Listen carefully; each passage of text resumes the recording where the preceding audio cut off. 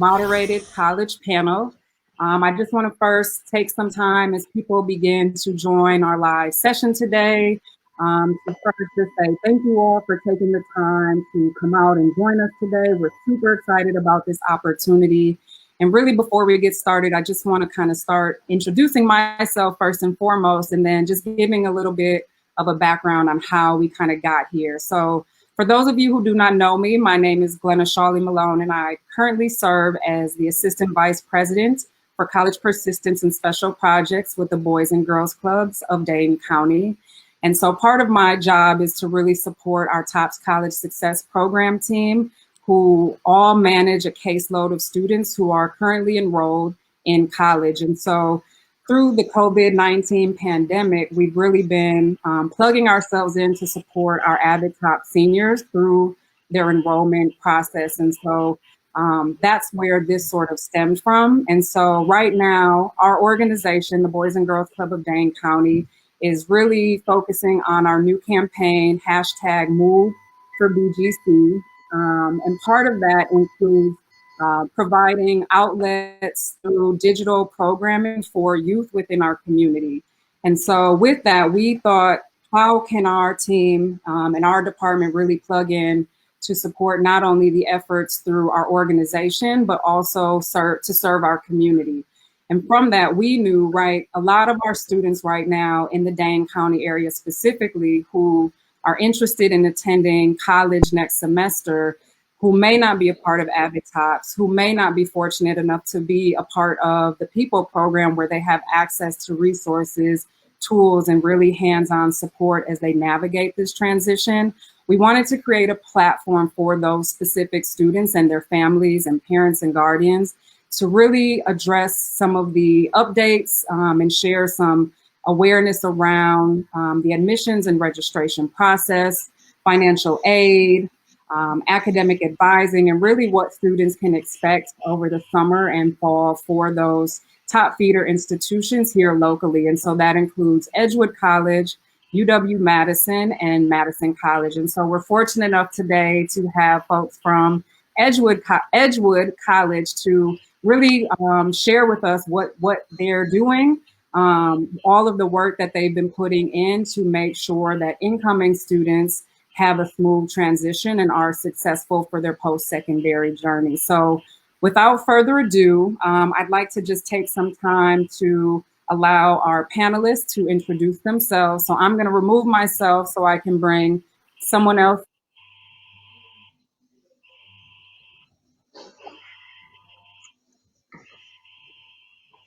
Oh, okay. Hi, everybody. I'm Shonda. I'm the Director of Student Inclusion and Involvement here at Edgewood College. So overseeing orientation and all the fun stuff from the time you get here to the time you graduate. Awesome. My name is Tess Rizzoco. I'm the Director of Undergraduate Admissions here at Edgewood College. And the admissions office is really here to be a support for students all the way through or from high school all the way up until they are attending Edgewood. And so we are here to help you.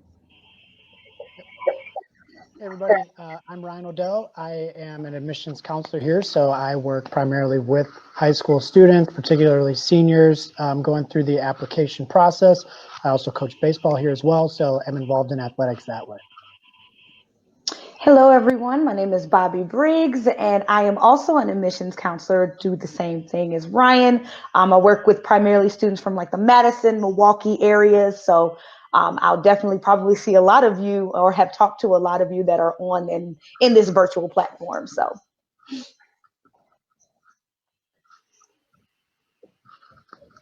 All right, well, thank you all again for being here. Just so that you all know, for those who are viewing right now, we were able to sort of compile a ton of questions from not only the seniors that we work with through Boys and Girls Club of Dane County, other seniors in the local Madison and Dane County area, as well as feedback from our panelists today to really compile what we felt were some of the most pressing, frequently asked questions that graduating seniors as well as your families may have currently right now as it relates to that transition process for Edgewood College. So just in terms of what to expect, we're going to start going through the list of FAQs. Each of our panelists will take time to respond to those questions as appropriate to their, from their respective department areas. From there, if time permits, we definitely want to make sure there's an opportunity for you all as viewers to surface any questions that you may have individually. You can do so by adding your comments directly into the live feed. We will be compiling those. Should we not have an opportunity to address any or all of those questions, we will certainly be documenting those and inputting our responses following this live feed. So please, if you have any individual questions, we certainly want to make sure that we are addressing those in a timely fashion. So feel free to use that comment section. Without further ado, our first question that we have for you all today: what, if any, changes have been made to the admissions process and/or deadlines since the COVID-19 pandemic at Edgewood College? Yeah, so one of the largest things that we had done, May 1st was actually one of our decision days. National Decision Day is also May 1st.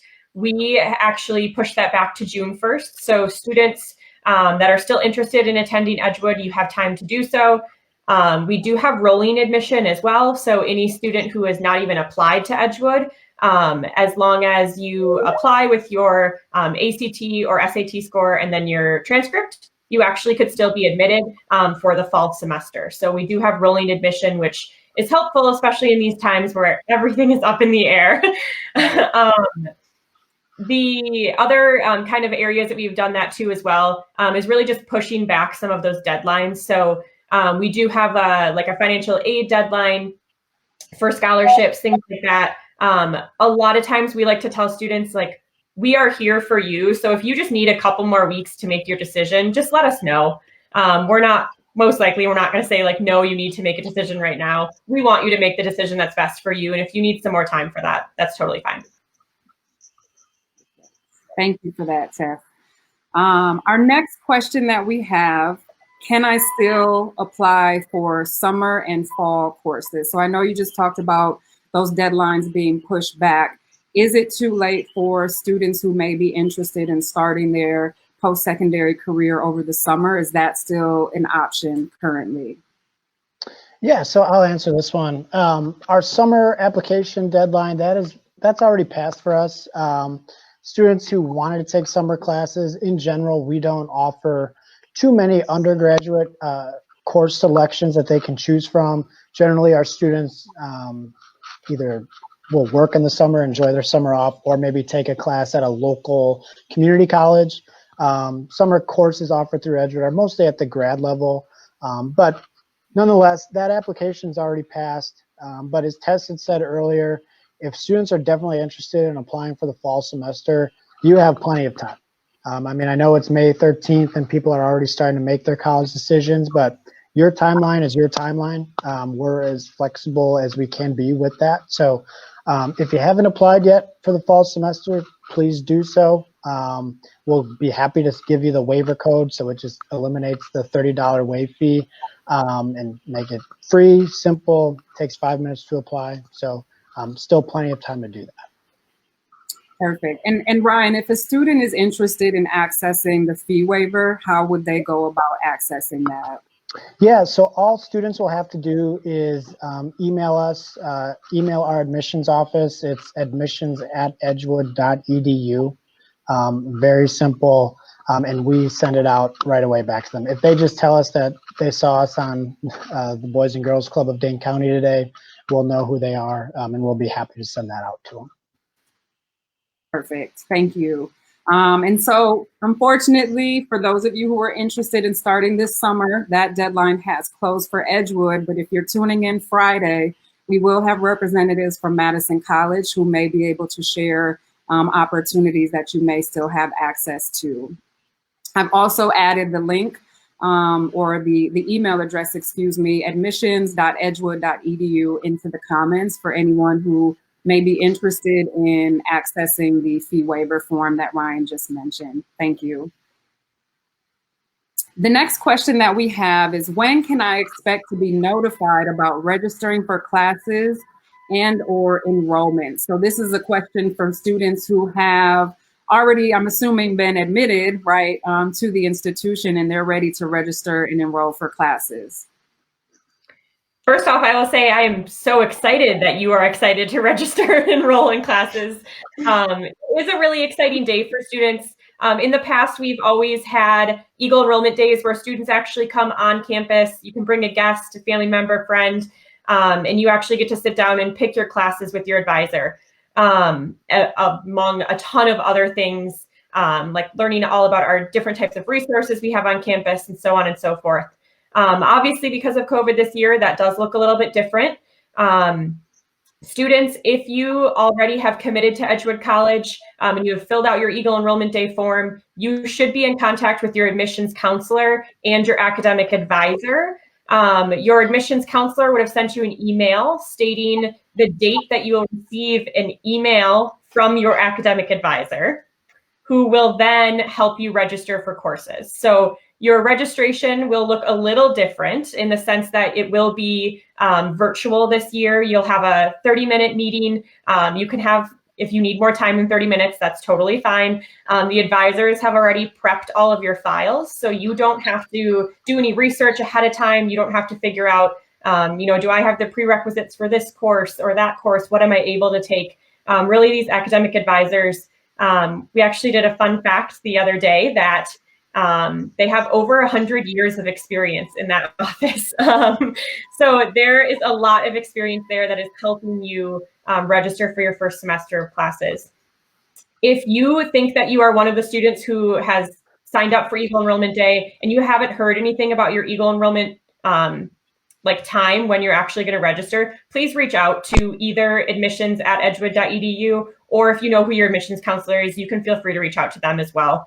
Again, I know we keep saying this, but we really are here to be a resource for you. So if you have questions, we're not scary. We want to answer these questions for you. We want to make sure that you have all the correct information. And that goes for like any family members you might have as well who have questions. Like, we are willing to talk to anyone on your behalf as well.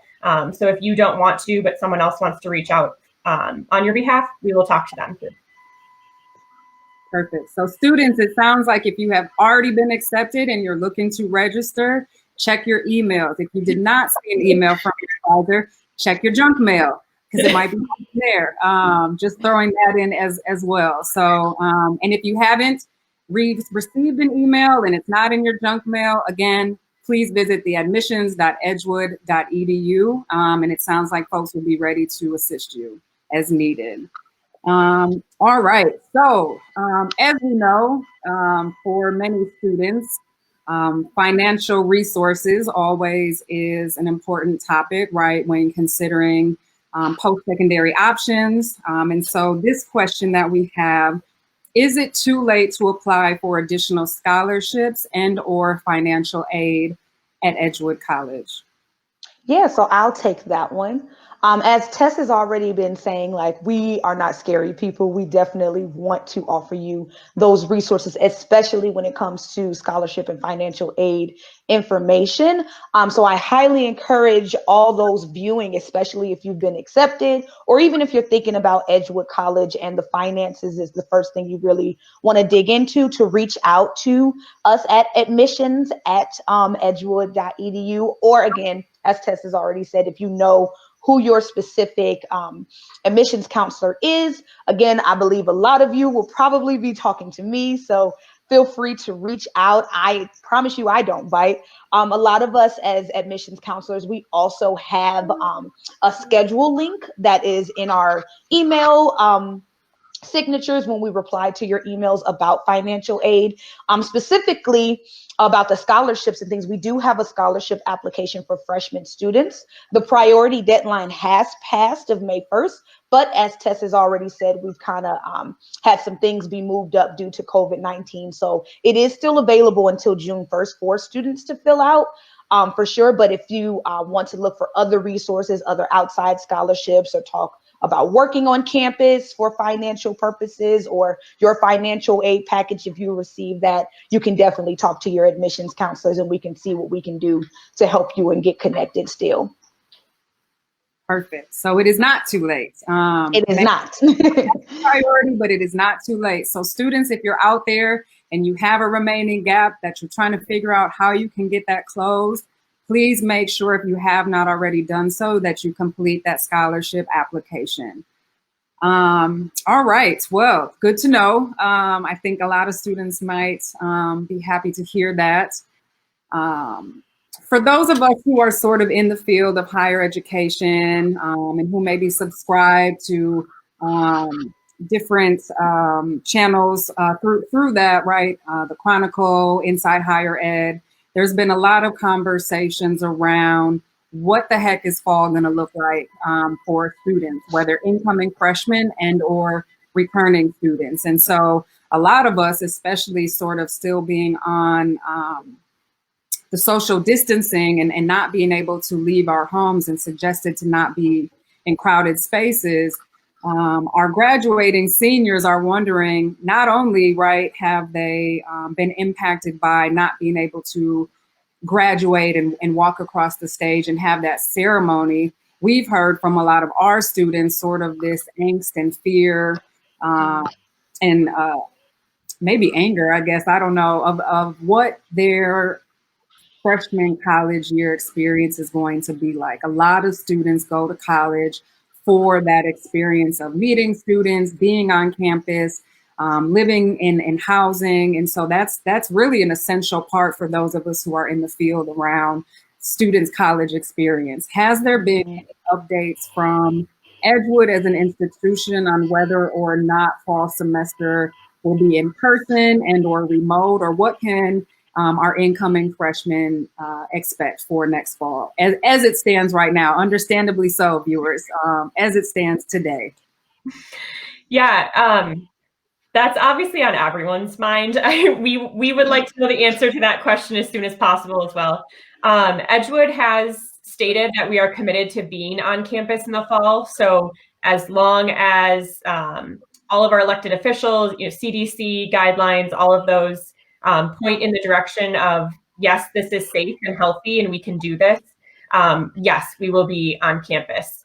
I think kind of an advantage that Edgewood has is that we are a small school. We don't have, 300-400 student lectures. I was a student at Edgewood. The largest lecture I had was 60 students. So there is definitely opportunity and options for us to be flexible that a lot of other institutions just might not have that flexibility. If we are safely able to be on campus, yes, our classes will be on campus in the fall. Obviously, we have to continue to heed the advice of the elected officials and the CDC guidelines, state guidelines, health guidelines. I feel like all the guidelines started to happen. Well, that's exciting, and I have personally read quite a few articles that have really surfaced, the unique position that a lot of small liberal arts institutions have as it relates to the social distance requirements and how that really puts them, at an advantage right now, given the pandemic and the situation that we're in related to being able to open their doors sooner and really follow some of those guidelines. So I'm definitely glad to hear that as of right now, that's the plan for you guys, because I think, again, that's a super huge piece of students' experience in college. So let us know if anything changes, Tess. Yeah, definitely. The next question that we have is, are there still opportunities to take placement tests? And if so, what is the current process? And for whoever's going to answer this, if you could maybe just briefly describe for some of our viewers who may not be familiar with placement tests, just what that is first, and then respond maybe to the question. Sure. So I'm going to take that one. And to start, placement testing is usually a test that you take when you go to a college campus, particularly during the summer before you start your fall semester. That gives them an idea, the university an idea of where to put you for classes like math, English, foreign language, those kinds of things. So that's what the purpose of placement testing really is to kind of test where you are and what is a good level to start you off and to start your collegiate career. Here at Edgewood College, currently we don't have placement testing. We currently use ACT and SAT scores to place our students. Now we do have an option for placement testing for like foreign language and for world language.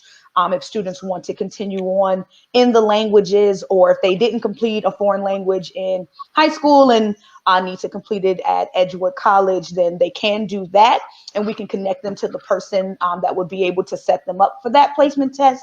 But typically most students don't need to take placement testing. And again, we use, because we use the sub scores of SAT and ACT scores, so. Perfect, thank you, Bobby. And I know this follow-up question, I know I'm queen of follow-up, is not on the document, but just out of curiosity for students who may be thinking this, if students are not, let's say, satisfied or in agreement with what class they were placed in as a result of their SAT or ACT score, though there may not be placement testing at Edgewood, is there an opportunity for some sort of an appeal process or something that students can take advantage of if that was something that they wanted to, I guess, advocate on behalf of themselves for? Yeah, definitely. So students, I should rephrase it. Commonly, students don't take placement exams because we use their ACT or SAT subscores. We own placement, like we have placement exams. So if a student were to be placed into a lower level math than they think that they should be, they could take our placement test. Okay. And that would help them determine which level they should be in. Most of our students are not taking placement exams. They're not finding that their subscores are different or aren't showing their levels well. But we 100% welcome that, especially for students who think maybe, you know what, I just really bombed the math section that day. That's totally fine. We can have you take a placement exam if that's something that you're interested in doing. Okay. And then one last question, I know. Is it then, if that were the case, is it taking the highest of the two scores, or am I too much in the weeds with that? No. No. So actually, that's a really good question. We have a lot of students who will submit multiple ACT scores as well. Mm-hmm. And we take the highest sub score for your placement. So let's say you turned in two ACT scores, one was a 20 and one was a 22. And on your 22, the math was actually lower. We'll take your math off of the 20. That's totally fine. And then, yes, Glenna, to answer your question. So if a student's ACT sub-score was a little bit lower, they retook our placement exam for math and that was higher, yes, we will take that. Our placement exams are like specific exams for specific sections. So you're not taking through like an entire ACT, you're only taking that section that you want to retake. Perfect. So you're not taking a full, complete additional ACT student. No. That specific subject area. So if that's something that you're interested in, would that be through admissions tests that they should follow up with? Yeah, you can easily just get in contact with your admissions counselor, and then we do all the like setup work on the back end for you. Okay, perfect. Thank you. All right. We're getting a lot of good information here today. Our next question, again, we're back to financials, right? So once a student applies for college and they complete, for those who are eligible, a FAFSA application, each institution that students are accepted to should receive an award letter. And so that award letter really identifies all of the financial resources, grants, scholarships that a student would receive, in addition to, if applicable, any tuition housing gaps, meaning money or amounts of money that a student then would have to pay out of pocket. Someone please correct me if I didn't do that well, but if I'm a student who has applied to Edgewood, been accepted, I may have even received an email from my academic advisor to register for classes, but I have not yet received my award letter. What should I do? Yeah, so I'll jump in here. Definitely the award letter and the financial aid, it could be one of the biggest, if not the biggest, steps into making your final decision on a college. So if you know that you've been admitted and you have not received your financial aid award or your scholarships or anything like that, contact your admissions counselor immediately so we can kind of get that set up. Generally, the second we get a student's FAFSA and they've been admitted, we'll churn together a financial aid award and send that out. Now that may not include all of their scholarships on it or anything like that, but it will include their merit scholarship that they are will initially receive. Now, we completely understand that not all students are able to submit a FAFSA. If you're not able to submit a FAFSA, that's completely fine.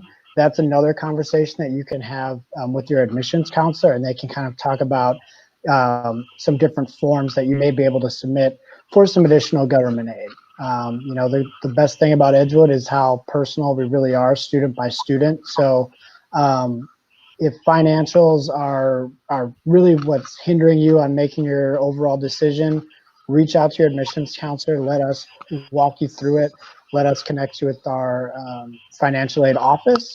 But really, if you haven't received anything yet and you've been admitted, please let us know as soon as you can so we can jump on that. Perfect. Thank you, Ryan. And I'm actually really glad that you touched on that because we do know, right, undocumented students are unable to complete that FAFSA applications. And so I think it's really important and glad that you surfaced that Edgewood does have some alternative documents for students and or families to complete. I guess if there's any one of you who have any advice for a student and or family who may be undocumented and not feeling comfortable around closing that or reaching out to access that resource, what advice would you maybe give to a student and or a parent and guardian who might be in that position? I would say don't ever, a lot of times colleges and universities, like we want to help you as much as we possibly can. And I would, if there is someone that you do feel comfortable reaching out to, ask if they would reach out for you. It's totally okay to ask someone else on your behalf to reach out to a college. If you are trying to work up the courage to talk to someone at the college or university, attend one of their event days. A lot of times, a lot of colleges, I know we do this here at Edgewood, we will identify who the person is that you should talk to. If you find yourself wanting to talk to that person that day, then you'd at least be able to go ask for their card. You can always send them an email. Don't ever feel like you need to disclose a ton of information. It's as simple as just sending us an email saying, I'm unable to fill out the FAFSA. And a lot of times we understand what that means. So don't feel like you need to disclose everything to us. That's okay. You don't have to. All you have to do is let us know you're unable to fill out FAFSA and we'll give you some other options or alternatives. Perfect. Thank you. And it looks like our next question is around campus involvement. So I'm going to do some switching here so I can bring Shonda in. Let's see here. Bear with us, everyone. There she is. Hey, Shonda. Hey. So this next question that we have is around campus involvement. And the question is, will there still be opportunities for me to be involved on campus and meet new people? So the short answer is absolutely. So our office has already started to plan out what fall could look like. And so we've already created the different models if we're back to normal, if we can't have more than 50 people, more than 10 people, kind of what those programs could look like. So the answer is yes. What the way that will look might be different, but it will still happen. We've already started to reach out to see, so we always do a fall trip. And so already started to reach out to vendors for that potential trip. What does that look like? Are we traveling in this time and things like that? And so we've already started this grand scheme to get people on so that you all can still have fun, right? Because that's a huge part of college. And so how do we kind of work on that so we don't lose the heart of what their experience is? Perfect. So for those of you who don't know, right, semesters are planned a semester in advance. So it sounds like everyone is on top of it. Thank you for responding to that. The next question was sort of responded previously, but I'm going to surface it just again in case if we have new viewers who might have just joined. And so the question is, when will I be able to register for classes? And so we did kind of address that in the beginning, but maybe if we just want to share that response one more time for our viewers. Yeah, so students had an opportunity when they decided to commit to Edgewood to sign up for their Eagle enrollment date. If you had done your, selected your Eagle enrollment date, you would have been in contact, or you should be receiving emails. And if you're not, you should definitely be getting in contact with us. Or as Glenna had pointed out, check your spam. Yes, a lot of emails end up going to spam. But you will still be able to enroll during that week. So if you have selected like May 26th as your Eagle enrollment date, you might not actually register on May 26th, but it might happen sometime during that week. And this is because obviously the advisors are having one-on-one appointments with all of the students. We have around 300 incoming freshmen, so they have a lot of students to get through, and they want to make sure they're taking their time and actually being able to have those connections with the students.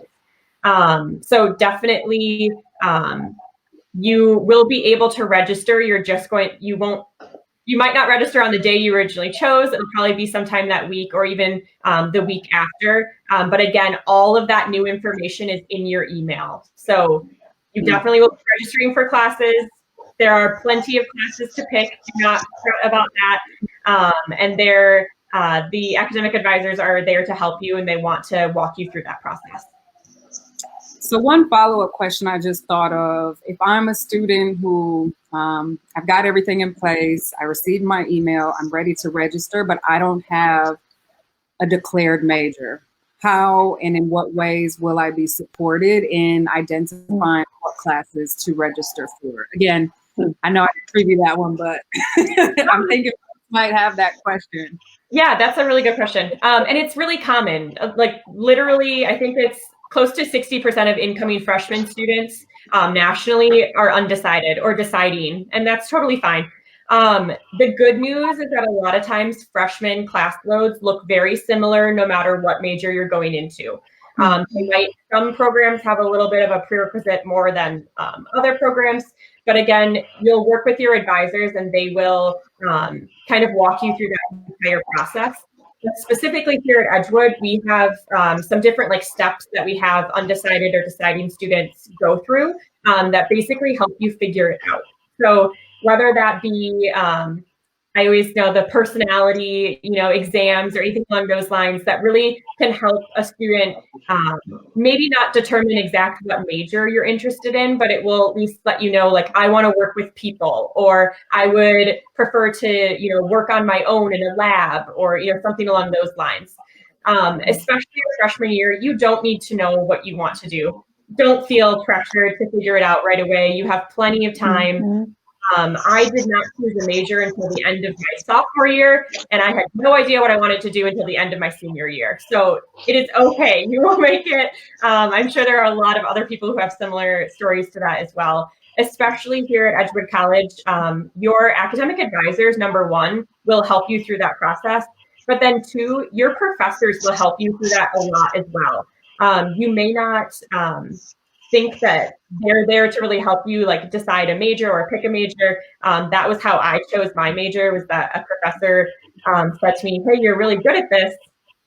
Why do you not maybe want to choose this as your major? And that got me thinking, and I had multiple, coffee opportunities with that professor to talk about what can I do with this degree and what is the salary margins, that, all of these things you should be thinking about when you're choosing a major. So there are so many people at Edgewood College to help you figure out what major you want to take or pursue. And there are a ton of opportunities as well that will naturally happen that you don't have to seek out. Other people will seek out those opportunities for you.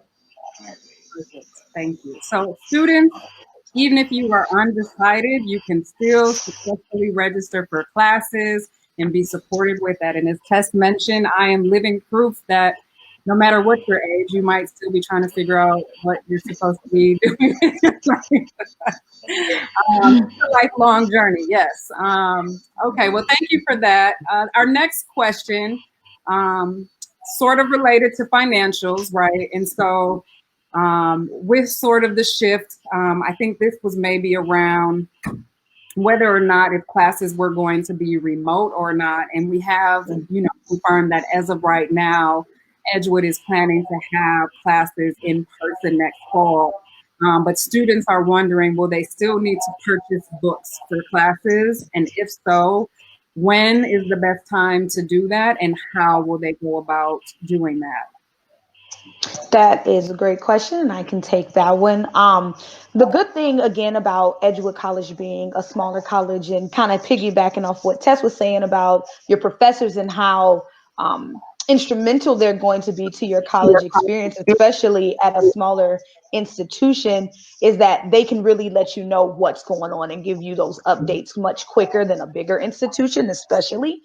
So when it comes to textbooks, they may, if we have to go remote, make changes to their curriculum where they'll find more articles that they can send you as opposed to purchasing a book. It definitely depends on the professor. So definitely I would encourage students to pay attention to that class. They'll have the opportunity after they figure out what classes they've registered for to see those professors' names and be able to email them, and professors may email them already with a course list of books and things they may need to purchase that they could find on like an Amazon, as opposed to, if we're remote, having to go to the Edgewood bookstore. So definitely it's a case-by-case basis, I would say, but because our professors are so willing and flexible and able to work with students, I say definitely pay attention to what they will have for them. I hope that made sense. Yeah, I would just add to that too. It is pretty recent news, but our bookstore is actually moving to virtual purchasing. So we won't actually have the books on our campus. The students will be able to like log online, basically purchase the book, and then it'll be sent directly. They can have it delivered to Edgewood College, that's fine, or they could have it delivered to their home. So in a world, we started working on this before COVID was obviously even a thing, but it might work really well for students if they end up having to be virtual at some point throughout the next year. So definitely, as Bobby had said, you're going to want to get in contact with your professors. And also that's kind of the benefit of Edgewood, is that your professors will let you know if you need or you don't need the book either. They won't let you just figure it out for yourself. So there are definitely opportunities to purchase the books through Edgewood, and especially for freshman students, you receive so many emails to your Edgewood account kind of letting you know the opportunity to buy books or purchase books is open. Here's the link. Here's how you do it. Here's how you figure out what books you even need. So we walk you through every single process or every step.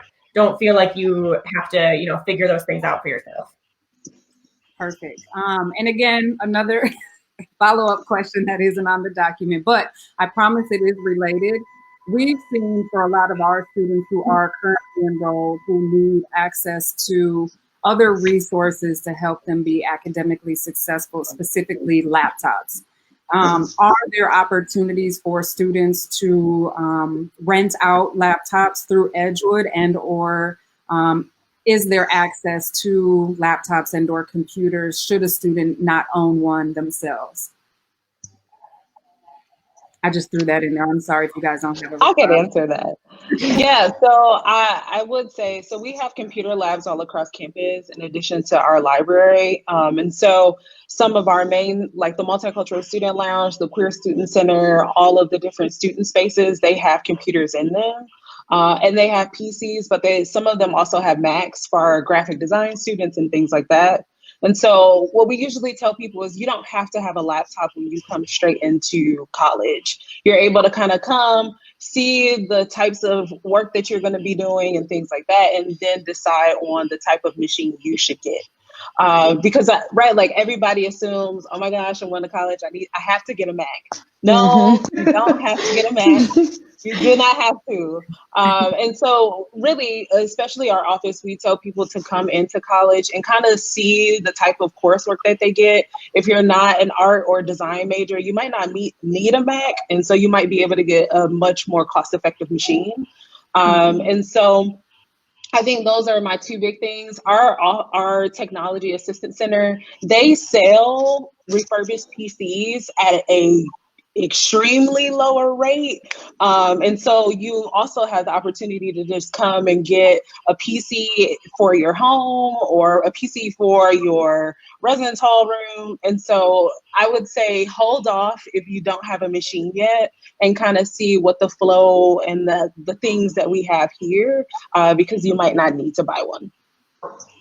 Perfect. I think that's super good advice to give, because I do know, even for myself, you know, there was that notion and that pressure, like I need to have a laptop, maybe not a Mac at that point for me personally, but, you know, I needed to go in having something. And I love that advice around being patient and maybe just waiting until you get to campus to really assess what exactly are your needs, especially for students who are in positions where you're trying to prioritize your financial predicament or your financial expenses that you need to cover.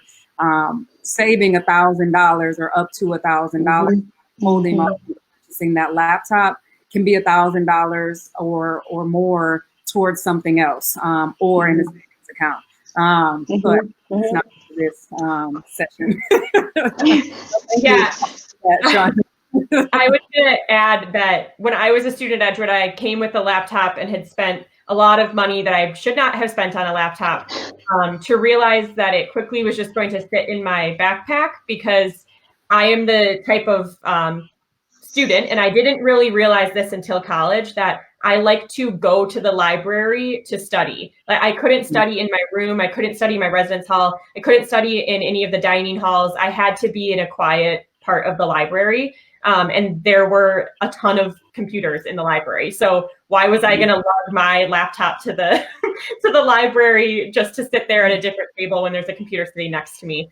And it was a lot easier. Like, you could print from the computers in the library and things like that as well. So I realized, like, halfway through my freshman year that I should have never bought a laptop and spent that money. And I should have waited and used Shonda's advice, because I easily could have made it through college without one. And I know that's like a huge, that doesn't seem right. Like, a lot of people think you need to have a laptop in college. At a place like Edgewood College, there are so many resources for you. I could have easily made it through without one. Right.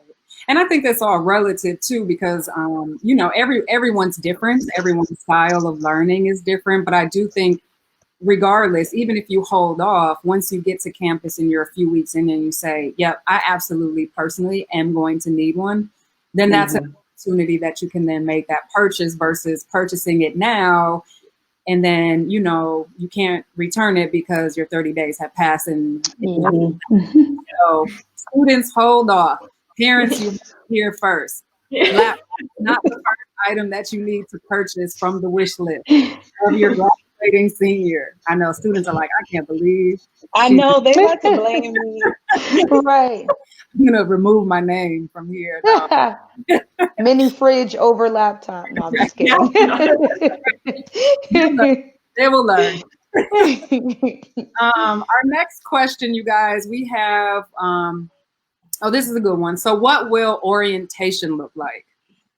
Orientation really is for institutions, you know, outside of, you know, enrollment and registration.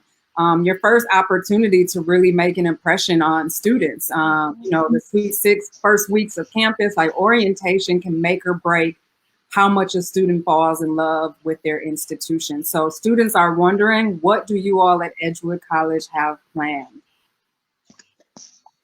So everybody's laughing because they know I love orientation. That is my favorite. That's my favorite event. And so what we did is we put a lot of emphasis on what that can and should look like this year, as a way to honor the students coming in, right? Like, a lot of seniors didn't get to have all of the things that make senior year memorable. So using orientation as a way to honor them as they come in, while also giving them the information they need to be successful here. And doing that with all the 6 feet, the social distancing. So it's been really cool to kind of reconceptualize what an orientation space can be. And so, because again, Edgewood is pretty small, and so we have size on our side. So a lot of our small group orientation style sessions didn't have to switch because there's no way, none of them would ever be 30 people. And so that on our side, that has been helpful. And so a lot of what makes orientation unique at Edgewood didn't have to change. So you'll still have your orientation leader, you still have your peer leader, you're still in your core classes, and all of those things that make orientation what it is here all stays the same. And so the only thing that was really impacted is we had to think more innovative about Playfair, which is a giant where the whole incoming class is together. You're doing tons of icebreakers, you're meeting people. And so for us, we were able to say, okay, what if we have multiple Playfairs? What does that look like? And we're able to do that outside. And so for us, it worked out a little better because now we're able to engage with students, be outdoors, so we're not sitting in classrooms and things like that. So it's actually more fun, in my opinion. It's more fun. I'm gonna be there. So what I like to tell people is your orientation experience seemingly will still be the same. You'll still get to t-shirts, you'll still get to meet and connect with people. Some of those bigger sessions that could already be online, we moved them online anyway. So thinking about compliance, thinking about some of those bigger conversations, we moved them online because they could be online anyway. And so what we did is we became more efficient. And so if it could go online, we put it online so students can, one, go through that information at their own pace, right? When you're in a session, it's hard to get all the information. So I'm happy about that because students are able to get the most important information at a pace that they can go through on their own. While also still being able to have fun and get all the free stuff and have all the food and the music and that whole experience. Perfect. That's exciting. I miss orientation. All right, I'm gonna bring Ryan back in here. Bear with me, guys.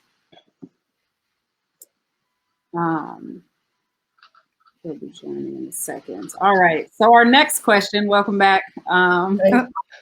So this is also related to summer. And so the question that we have is, are there any summer programs and or bridge programs that students can participate in at Edgewood? Yeah, so generally summer programs we do offer are more geared towards like elementary age kids where it's a science camp or a writing camp or something like that. As far as like a bridge program, we do have those for a select area of students. So we actually have a conditional admit program that we offer. So this is for all students who maybe don't meet the minimum requirements for the GPA or their ACT score or test that they'll have to take. Maybe they fall below those requirements. Doesn't mean they can't be admitted. They can be admitted through our conditional admit program where we actually interview them. And it's a slightly different curriculum for them, but it allows them a chance to be totally admitted into Edgewood College, sign up for classes and everything like that. The bridge program that we do offer is a part of our Studium, which is that program.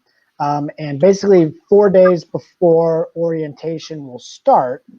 So I know Shonda just kind of talked about what orientation can look like. 4 days before that program actually starts, they will be on our campus. And basically it's like an academic orientation. So they'll be going over different study habits. They'll be going to meet their professors, learn different kind of study areas around campus, work with tutors, both student tutors as well as professional tutors, basically getting really acclimated with the support services that we'll have on our campus before classes actually start up. So then when classes start up, they'll be, on the run right away. They won't feel like they're behind. So Some cases we do have the bridge program, which is actually a really good program for all students. I wish they required all students to do that. But that's pretty much our summer programming that we're offering students there. Okay, so Ryan, for students who might be a part of that conditionally admitted program, they will then receive further information and details and can expect that information regarding that opportunity specific to them, correct? Yeah, absolutely. So Karen Ball is the name of the director of our Studium program. She'll be reaching out to students. It's usually after they've registered for classes, probably be towards the end of June or July where they do hear further instructions on that. But they'll basically be in contact with Karen Ball or their academic advisor, kind of mapping that out and what that looks like. So perfect. Thank you. Our next question, will campus housing also be an option in the fall? And if so, what measures will the institution be taking to ensure student safety? So yes, again, quick answer, yes. And so with housing and how it will look in the fall, our facilities team has already created a schedule with increased cleaning, just to make sure that that's constantly going on at a quicker rate than it was before. And then like a portion of cleaning with any residence hall, with any housing, as always, a lot of that is student responsibility. And so when we think about the lounges, kitchen spaces, and things like that, as much as facilities will clean, it's up to students to also clean as they're cooking and things like that. And then also with housing, they go off the national regulations. So they'll also be doing and constantly looking at that. But as of now, it will be happening. Students are placed, have placements and things like that. And so do not fret if you would like to live on campus. As of now, you will be doing so. And so I think that that's something that our housing team has been working nonstop at, making sure that that is possible in the way that, again, because we're small, we can do that. And so that's amazing to see how that's going to happen. And they've been mapping out the way that you could do that in all of our various different housing arrangements. Perfect. And as an OCD person, I hope there will be student trainings on what cleaning those look like, because I think that can all be relative as well. I feel right, like, so as somebody who has worked in housing, I think a part of that will come through trainings and being able to say, okay, you know, this is what, and community agreements. So each community being able to say, okay, this is what we're going to agree on. If we all are going to be safe, this is what we're going to do as a community. And so you're right? That conversation of, okay, what is clean? What does that need to look like? How do we continue to make sure that we are safe as a community? And then also, how do we make sure that we aren't creating an environment that is bad for our facility staff, because they still have to clean and so it's a whole thing, whole conversation. As somebody who has worked in housing, I know that is definitely tough right now, but it's been amazing to see how they've been able to accommodate what's happening. Nice. So go ahead, Ryan, I'm sorry. Oh, no, I was just going to say, like, I know in the past, the summer leading into the fall, especially for freshman students, we've encouraged families to start to introduce them to proper cleaning techniques and everything like that, just so they know how to scrub a toilet and everything like that. So incoming students, just be ready for that. You know, that's the fun part of summer heading into college. But we do encourage families to start to introduce them, or cooking mac and cheese, or just things like that. So practice makes perfect. So students, it sounds like housing will be open as of now at Edgewood. Shonda, is that application closed if students did not yet apply and are still interested? No, so as of now, students can still apply for housing. I'll put in the chat, the Res Life email, so they can contact them directly and say, hey, I haven't filled out the application yet. I really want to live on, and then they'll be able to connect them to that. So I'll put that over in the chat. Perfect, thank you. All right, it looks like we are down to our last question before we open it up to any questions from the viewers. And it looks like we've got about 5 minutes left here. So I want to be respectful of everyone's time. And so the last question, right, especially now, I think this has been a topic of growing attention more recently in the last years, but even more with the COVID-19 pandemic. And so we're seeing shifts in and increase in needs around mental health support. And so this last question is, will personal counseling services still be available to students next fall at Edgewood? Great question. Quick answer, because I know we only have 4 minutes and I would love to get some additional questions in. Yes. Whether that is in person or on a virtual platform, if we do end up going remote, especially as you pointed out, this is such an important time for mental health, stress, even talking about things like computer fatigue and what that means. Personal counseling services will definitely still be available to our students. Perfect. Thank you. And so is there, if and when students arrive to campus, what is sort of the process? If I'm a new incoming student and I'm thinking to myself that I may need support from that department and those services, what should be my first steps in order to access those resources? I think the easiest way is they have an open door policy. And so you can pop up there at any time throughout the day and say, hey, I'm new here. Even if you're like, I just want more information, can I have conversations with some of the clinicians? And right, like it could be even that basic. They're always open to that. And then also up in Dominican where they're located, we also have the relaxation room that has tons of different information and pamphlets and things like that, just about how to not be stressed in your first semester. And so Dominican, the Wellness Center itself is a really good spot. Even if you're just like, I just want to quickly pick up pamphlets and introduce myself, you could do that all the way up to setting up your first appointment. Perfect. I think that's extremely important for students to know, especially now. I think I have computer fatigue myself personally. But we've got about 2 minutes left, and we did have one question come through. Show this question. And so from Trevor Worth, the question is, I'm a commuter student. So for those of you who do not know, that's a student who attends Edgewood College but is not living in the res halls. What kind of resources are available that I can take advantage of to still feel like an Edgewood College student? Yeah. I'll be very quick. So one of the things, like Residence Life, they have residence assistants on every floor.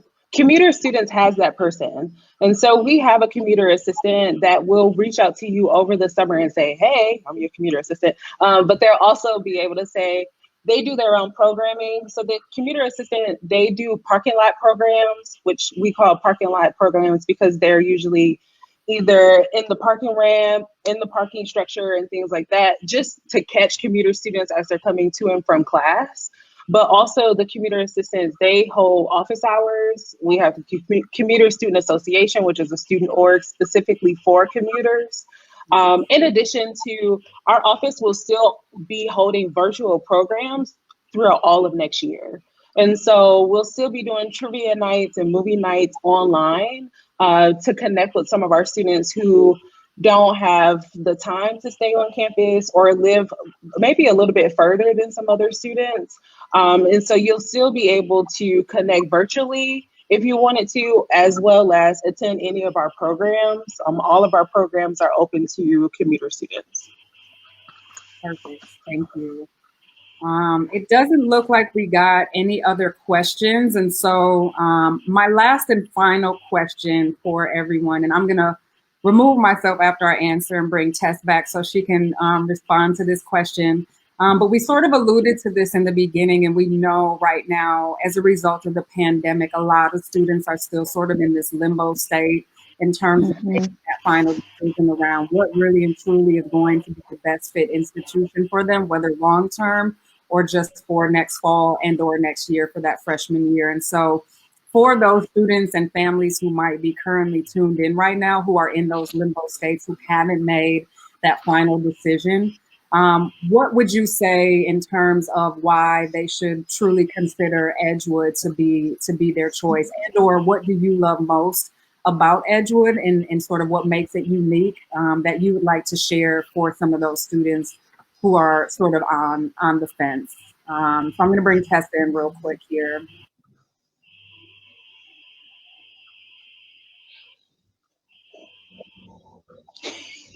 Sure. So I'll kind of go first, just because I'm an alumni. I went to Edgewood myself as a student. Definitely something that stands out about why a student, should strongly consider Edgewood right now is just our personal relationships that we have. We're a small enough school where if something's bothering you, you can go straight to a professor and talk about it. You can get the help that you need on your campus. And right now, social distancing. This is where it helps when you have smaller class sizes, so you can sit chairs apart from each other. And even though we're a tight campus community, you can also have the appropriate distance from people if need be. Just going back to that personal reasoning, knowing having professors, having adults on campus know you as a student makes a world of a difference. So, if you're having an off day and you don't feel comfortable approaching them, chances are they're noticing it too, and they will approach you and ask you what they can do to help you out. And I think, right now it is a scary time.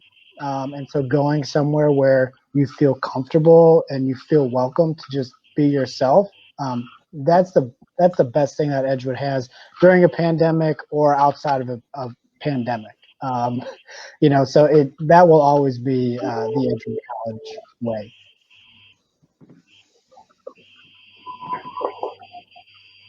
I can go next. I think going off of what Ryan had said, and I know Glenna had touched on this a little bit earlier when I was talking before, small liberal arts colleges are in a really unique position right now, and we're in a pretty good position to be in. We have the opportunity that if we're allowed to be on campus, and only small amounts are allowed to be on campus in the fall, there's a good chance we'll be able to make that work. We have the faculty and staff, especially, who they want you guys on campus. Like we want students to be on campus. That is what we are set up for. Our faculty have done amazing things through the past semester, moving all of our classes online when they had to, and really being able to connect with the students and have the students understand too that none of us are perfect. None of us expected for this to happen. We're all living in a world that 6 months ago didn't even exist. And I think it's really beneficial to be at a school where the faculty will say that to you. They understand grace and they know what it means to give you grace. And in a time like this, it's really beneficial. I think one of the reasons, kind of what Ryan was going off of, I'm a two-time alum of Edgewood. I have always loved my experience at Edgewood College. And I think having the close relationships with faculty and staff, that is really what, kept me holding on at the times where I didn't think college was for me anymore, or that I didn't think I was going to be able to make it through those 4 years.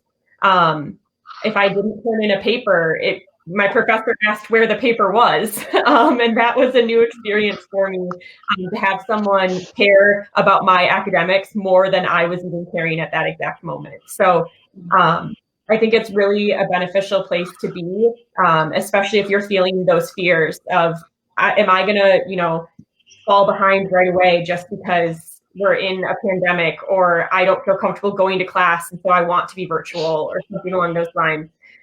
Edgewood is here to kind of, again, we're small. That's the benefit that we have currently. We're able to give you a lot of personalized options.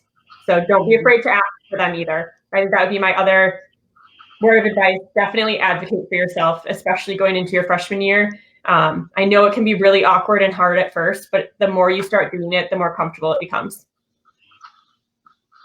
Mm-hmm. And so I'll go next, I guess, as someone who has not attended Edgewood, and I'm still a newbie on the staff. One thing that I can say is that the support that I have seen at Edgewood College is definitely an amazing thing.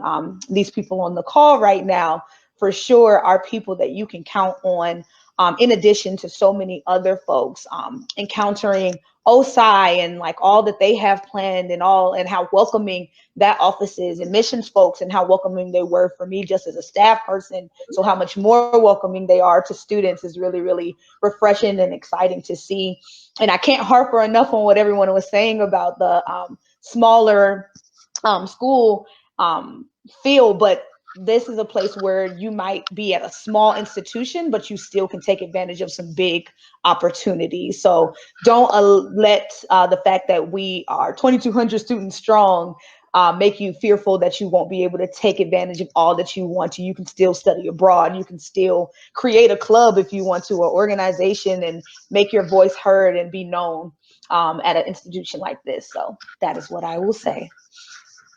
Yeah, I agree with all those things. I think this is a really unique spot because it's a space where students can come, find their leadership voice, and then use that voice to make some really big change. And I think that because we're small, a lot of students leave here seeing the impact that they had on other students, on our institution, and like even on staff members. I think that our size is an asset because it allows students to see the power of what they can do in real time. And I think that is something that is very unique to Edgewood, something very unique to small colleges. And I think, like I've been here for a little bit over 2 years, and every student that I have met has brought something extremely unique. And I think that is very Edgewood College, right?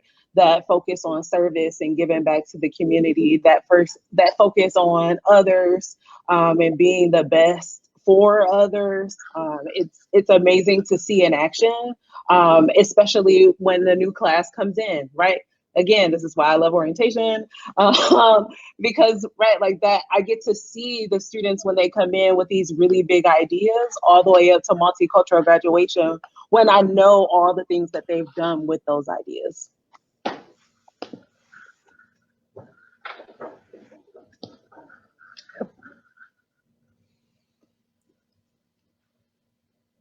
I'm not sure if Glenna's going to come back.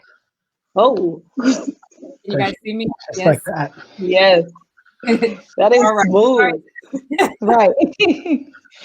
For those of you who don't know, we can only have 4 people on the screen at once, but really, I just want to take the time to thank all 4 of you for really being from the jump, really on board and committed and super excited and passionate about providing this platform for students and their families. I think this is really great information that a lot of people have questions about who may not have access to folks to support them through that process, especially as we're all sort of confined to our homes, especially students who don't have, access to face-to-face interactions with their guidance counselors or the teachers that they trust in their schools. And so I really hope that this provided an opportunity for those students who needed it and families to really get the information and the awareness that you need to either move forward with your process as a future Edgewood or current Edgewood student now, and or for those who are on the fence. I hope that this provided an opportunity for you to have a better sense of what your decision is going to be. So thank you all for, again, just your participation and all of the insight and awareness that you helped our community become aware of today. For those of you who are viewing, I do also sort of want to share before we leave. Tomorrow at the same time, 2 o'clock, we will have the same platform provided for UW-Madison. And then on Friday at 2 p.m., we will have Madison College. So again, representatives from those priority departments to really answer very similar questions, a little more unique to each institution, but for the most part, what they feel are really pertinent and timely information that they want to make sure you as students and families have access to, so you can make the best decisions for yourselves for your post-secondary journey. So with that being said, we're 10 minutes past. I will catch you all later. Thank you guys so much. I really appreciate it. And if you, this will be accessible afterwards, so please share on your Facebook pages. If you know of students and or families who could benefit from this information, please share the link. Other than that, we are out. Peace, y'all. Thank you. Y'all.